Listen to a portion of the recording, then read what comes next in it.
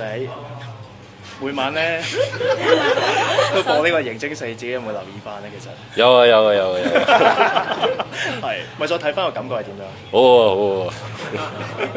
阿蛇而家加入咗你個旗下公司咧做藝員啦，咁會唔會同埋阿宣萱拍一個電影版嘅刑事偵緝檔案先？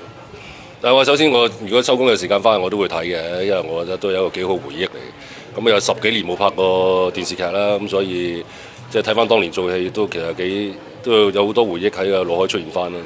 咁啊，至於嗰個電視劇會唔會拍電影版，其實你問翻嗰個電視台啦，因為個版權喺佢度。咁就我個人就如果個好嘅電影，我都會參與拍攝嘅。